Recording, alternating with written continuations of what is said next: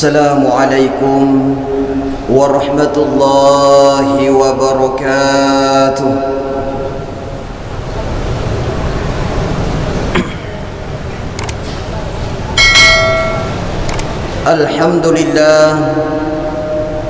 Alhamdulillahilladzi bi ni'matil imani wal islam asyhadu an la ilaha illallah wa asyhadu anna Muhammadar Rasulullah. Allahumma salli ala sayyidina Muhammad wa ala alihi wa ashabihi ajma'in. Amma ba'd. Qala Allah subhanahu wa ta'ala fil Qur'anil azim wa huwa asdaqul qailin. A'udzu billahi minasy syaithanir rajim. Bismillahirrahmanir rahim. Ya ayyuhalladzina amanu taqullaha haqqa tuqatih wa la tamutunna illa wa antum muslimun. Innallaha wa malaikatahu yusalluna 'alan nabi. Ya ayyuhalladzina amanu sallu alaihi wa sallimu taslima.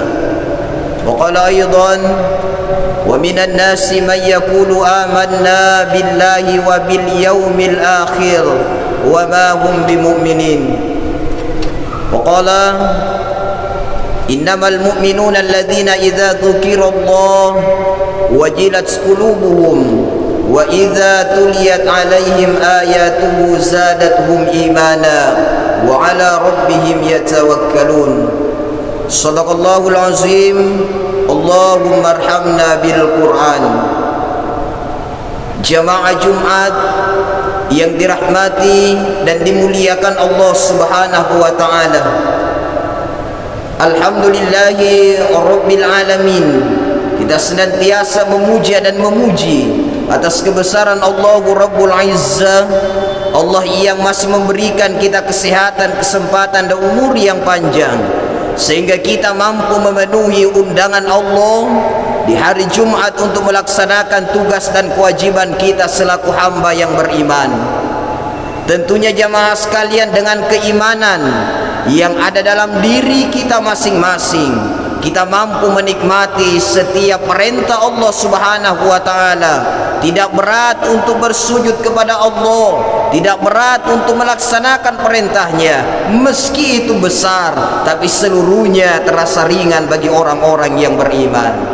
Salam dan selawat tercurah selalu kepada baginda Rasulullah wa habibana Muhammad sallallahu alaihi wasallam sebagai nabi teladan yang terbaik untuk kita semua, yang telah memberikan banyak contoh bagaimana agar kita mampu meraih keselamatan fi dunya wal akhirah.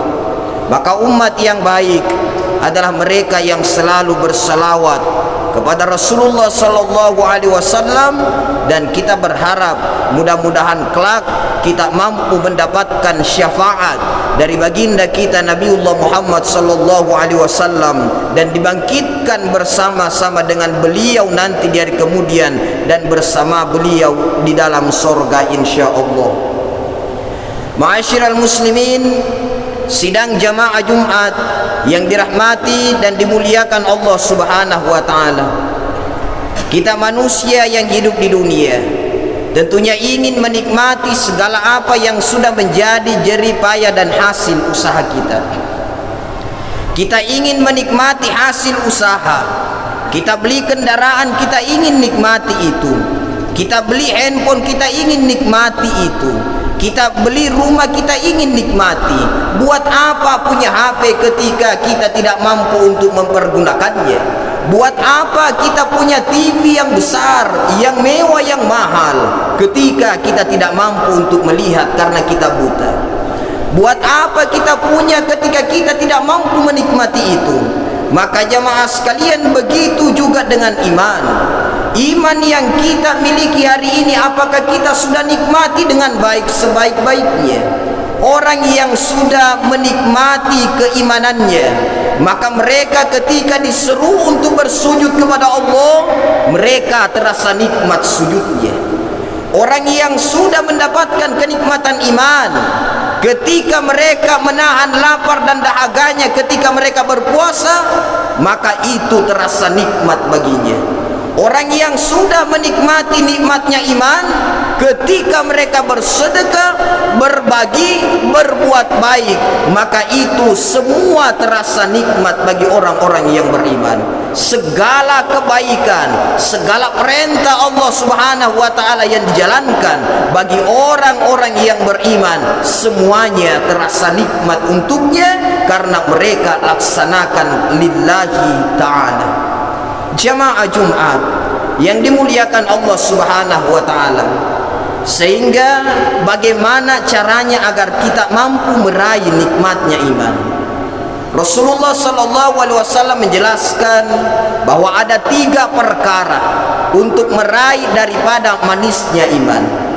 Dalam sebuah hadis Nabi sallallahu alaihi wasallam menjelaskan, "Tsalatu man kunna fihi wajada halawatul iman." Ada 3 perkara untuk mendapatkan daripada manisnya iman.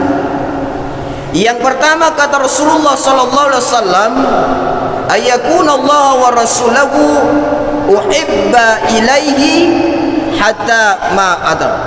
Kata Rasulullah sallallahu alaihi wasallam, orang-orang yang ingin menggapai manisnya daripada keimanan, mereka akan cinta kepada Allah dan Rasulnya melebihi daripada cintanya kepada segalanya. Ini orang yang beriman. Ketika kita ingin menggapai manisnya iman, maka cintai Allah dan Rasulnya di atas kecintaan kita kepada segalanya. Kata Ibnu Hajar Al-Asqalani bahwa tidak semua orang mampu menikmati manisnya iman. Tidak semua orang mampu menikmati manisnya iman, sebagaimana tidak semua orang mampu untuk menikmati manisnya madu. Manisnya madu bagi orang-orang yang sakit. Tidak semua orang sakit mampu menikmati manisnya madu.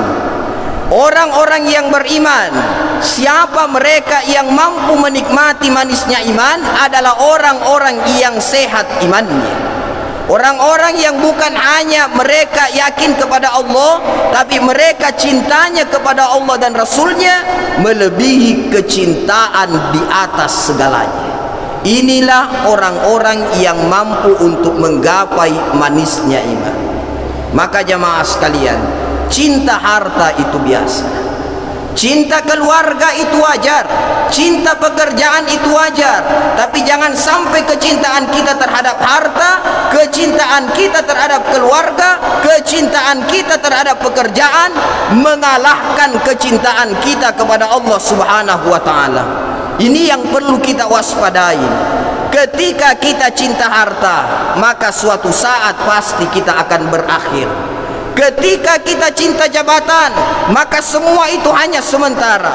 Ketika kita cinta keluarga, maka semua itu pun akan berakhir. Kita akan dipisahkan dengan harta, kita akan dipisahkan dengan jabatan cepat atau lambat, kita akan dipisahkan dengan keluarga. Tapi cinta yang sebenarnya yang kita tidak akan berpisah adalah cinta Allah dan Rasulnya.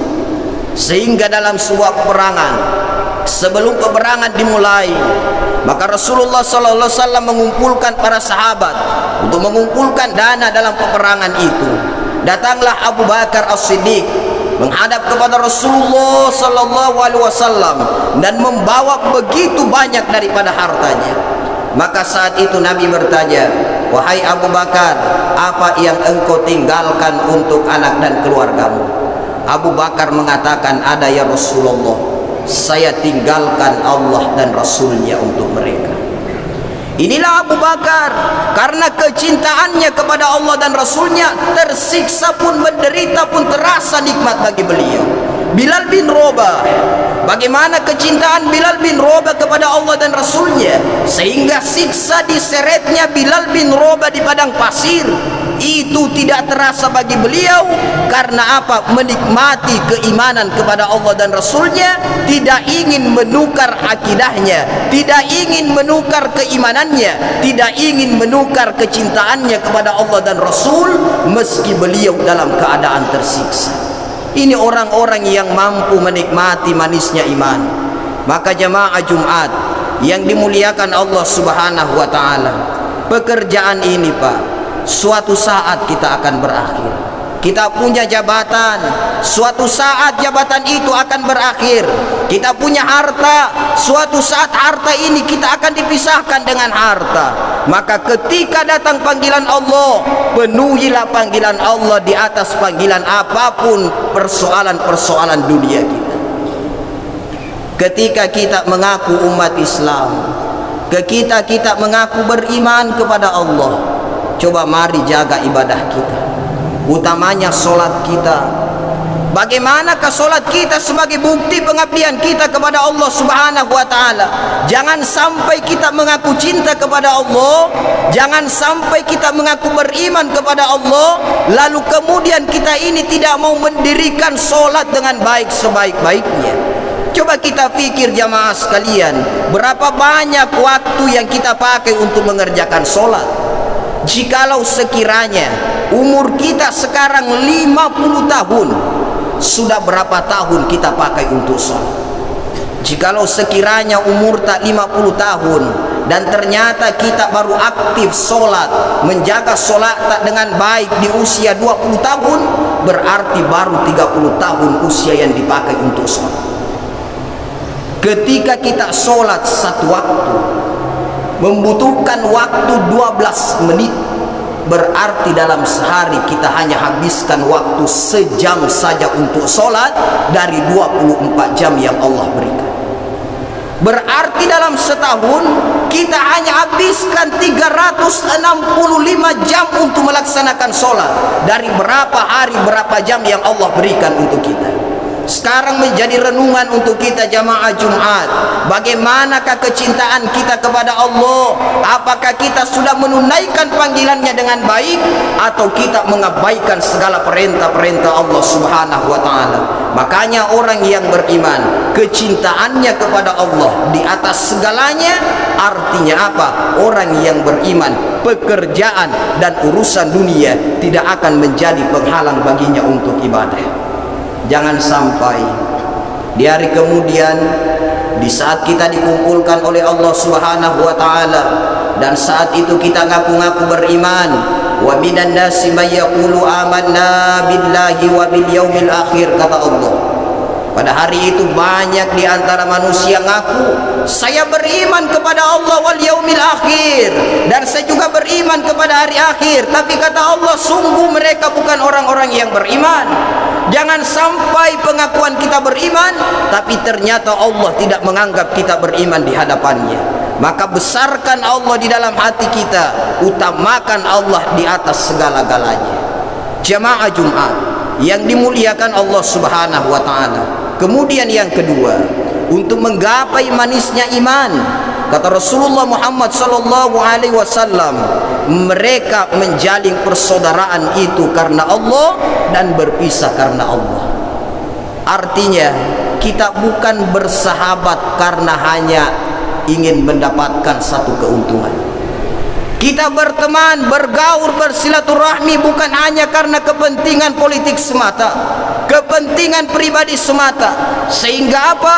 Ketika ada seseorang yang bergaul, bersilaturahmi, bersahabat, bersatu, berkawan hanya karena hanya ada kepentingan, maka yakin saja ketika kepentingannya sudah terpenuhi, maka terkadang persahabatan itu mulai renggang. Tapi ketika kita berkawan karena Allah, bersatu bertemu karena Allah, berpisah karena Allah, apapun hajat kita mendapatkan senang atau susah, maka persahabatan ini tetap berjalan dengan baik.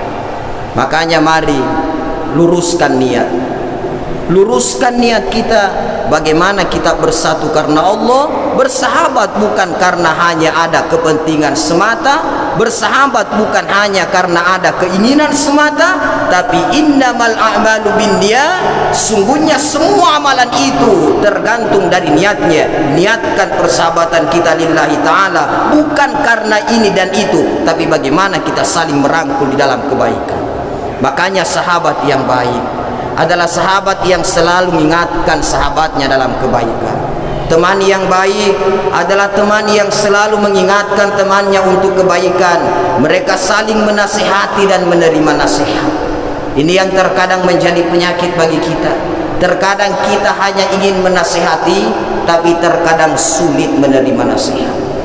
Teman yang baik itu adalah menasihati dan menerima nasihat temannya. Inilah saling ingat mengingatkan di dalam kebaikan. Supaya apa? Persahabatan kita, pertemanan kita, kekeluargaan kita bukan hanya bersatu di dunia, tapi kita mampu bersatu sampai di hari kemudiannya Allah Subhanahu wa ta'ala. Kemudian yang ketiga, jamaah Jumat, untuk menggapai manisnya iman, mereka benci terhadap kekafiran yang pernah dia lakukan. Mereka benci terhadap maksiat yang telah mereka lakukan ketika Allah sudah memberikan petunjuk baginya, sebagaimana bencinya dia dengan api neraka. Artinya ketika kita sudah diberikan hidayah oleh Allah, dulu kita orang ahli maksiat, dulu kita orang yang jauh dari Allah, tapi setelah Allah berikan hidayah, kita kembali ke jalan yang benar. Tidak ada lagi niat baginya untuk kembali ke jalan keburukan dan dosa-dosa. Makanya mari jaga iman ini dengan baik. Dengan menjaga iman tak dengan baik, insya Allah kebahagiaan Pak akan kita dapatkan fid dunia wal akhirah. Kenapa? Orang yang beriman itu selalu menerima segala ketetapan di dalam hidupnya. Ketika mereka kaya, mereka terima dengan lapang dada, bersifat seperti dengan sifatnya Nabi Sulaiman bagi orang yang beriman. Nabi Sulaiman kaya tetap rajin ibadah. Nabi Sulaiman kaya tidak nyombongkan diri. Nabi Sulaiman kaya tetap menjadi orang yang dermawan. Nabi Sulaiman kaya tidak angku. Nabi Sulaiman kaya tetap memperbaiki hubungannya kepada Allah dan tetap memperbaiki hubungannya kepada sesama manusia. Ketika kaya bersyukur, dan ketika mereka susah dalam kemiskinan dalam hidupnya, bagi orang yang beriman tidak ada masalah. Kenapa tidak ada masalah? Karena mereka yakin bahwa rezeki itu sudah diatur oleh Allah. Mereka selalu merasa cukup bagi orang yang beriman. Kenapa? Jamaah Jumat yang dimuliakan Allah, orang kaya belum tentu merasa cukup, dan orang miskin belum tentu semua merasa kekurangan. Seandainya saja semua orang kaya merasa cukup di negeri ini, maka tidak ada satupun pejabat di negeri ini yang korupsi. Kenapa? Pejabat Pak orang kaya, berduit, punya rumah yang mewah, punya kendaraan yang mewah, difasilitasi oleh negara, toh masih sebagian korupsi. Artinya apa? Kaya masih korupsi. Kenapa korupsi? Karena mereka merasa tidak cukup dengan kekayaannya. Jadi banyak belum tentu merasa cukup, dan sedikit belum tentu merasa kekurangan. Tergantung bagaimana kita mensyukuri segala pemberian Allah Subhanahu wa ta'ala kepada kita. Ma'asyiral muslimin jamaah Jumat yang dimuliakan Allah, maka mari menjaga iman kita dengan baik sebaik-baiknya. Mudah-mudahan iman ini terjaga, kita mampu merasakan manisnya daripada iman yang ada dalam diri kita, sehingga dengan keimanan kita terjaga sampai di akhir hayat kita, kita pun mampu meninggal dalam keadaan beriman kepada Allah, mampu di akhir dalam keadaan husnul khotimah. Amin ya rabbal alamin. Barakallahu li wa lakum fil Qur'anil azim, wa nafa'ni wa iyyakum bima fihi minal ayati wa dzikril hakim, wa taqabbala minni wa minkum tilawatahu innahu huwal ghafurur rahim.